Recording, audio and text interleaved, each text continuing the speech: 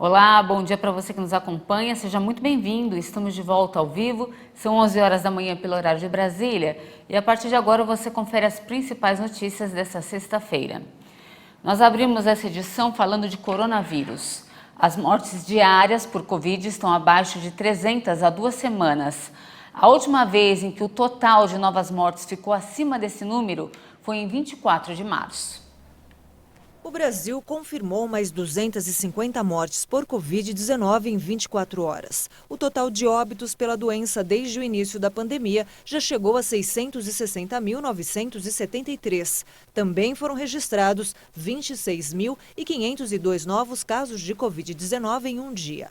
Ao todo, já são 30.093.000 diagnósticos confirmados. A média móvel de mortes chegou a 174 vítimas diárias. A curva apresenta tendência de queda, com uma variação de menos 35% em relação a 2 semanas atrás. A média de casos na última semana foi de 20.837 registros por dia.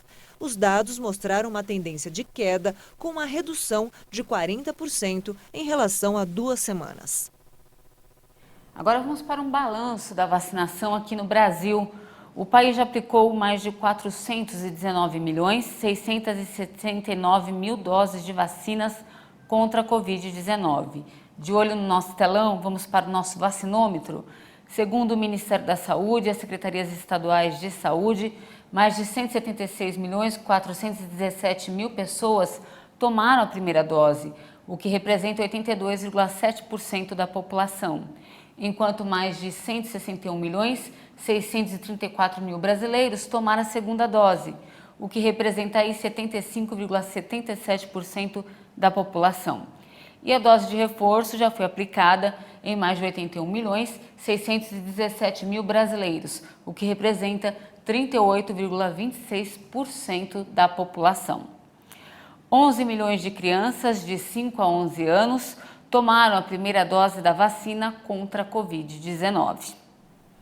Agora vamos para uma atualização do conflito no leste europeu.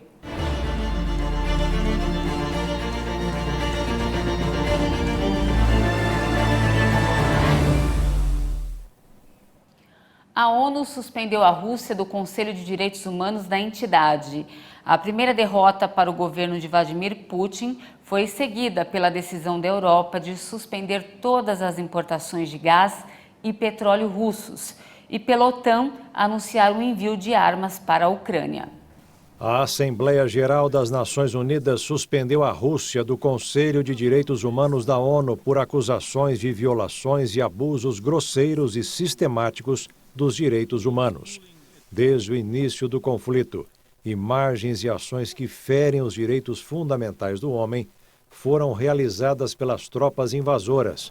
A iniciativa, liderada pelos Estados Unidos, obteve 93 votos a favor, enquanto 24 países votaram contra e 58 países se abstiveram, incluindo o Brasil.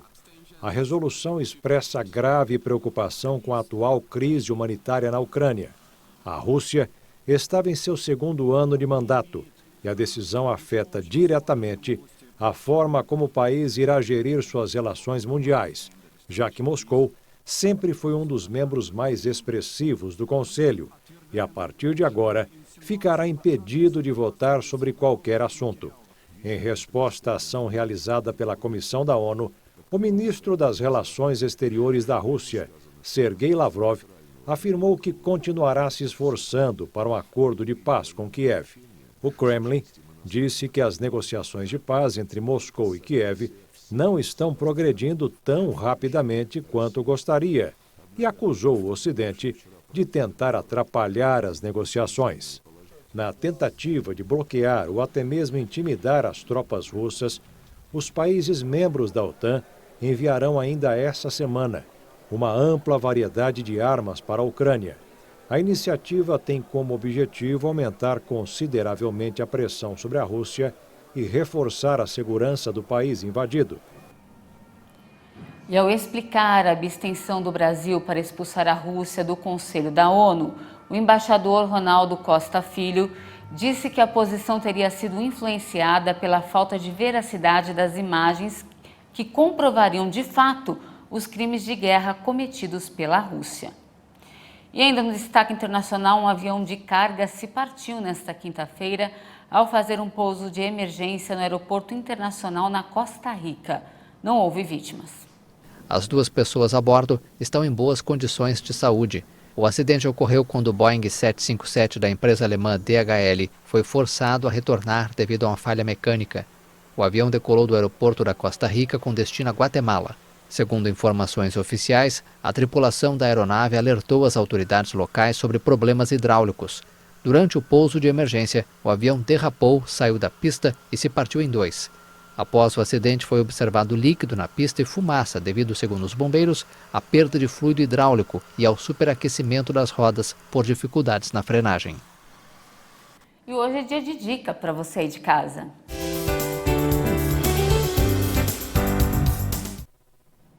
Quem nunca tentou estudar inglês para aprender um novo idioma? É muito difícil conseguir falar uma outra língua, não é mesmo?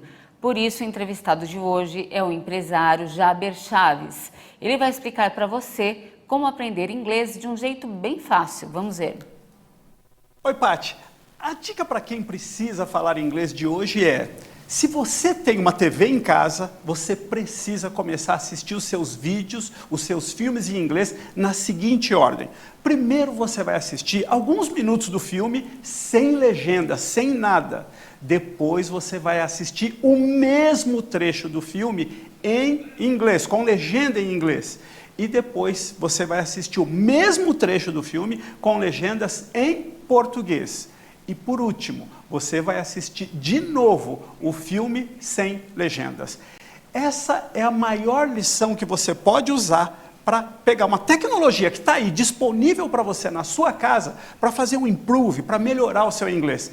E acredite, as crianças brasileiras, quando elas vão para os Estados Unidos, elas acabam aprendendo a falar inglês. Primeiro que os pais, quando moram lá, sabe por quê? Porque elas gastam o tempo que elas estão lá nos Estados Unidos assistindo filmes e desenhos em inglês. Então, aproveita essa disponibilidade que nós temos nos dias de hoje. Na minha época isso não existia, antigamente isso não existia, mas isso está aí para você. Essa é a dica de hoje. Muito boa dica. E olha, essa edição fica por aqui. Obrigada pela sua companhia. A gente volta a se encontrar daqui a pouquinho na edição de 1 da tarde. Eu e a Dani Paris esperamos você. Até mais.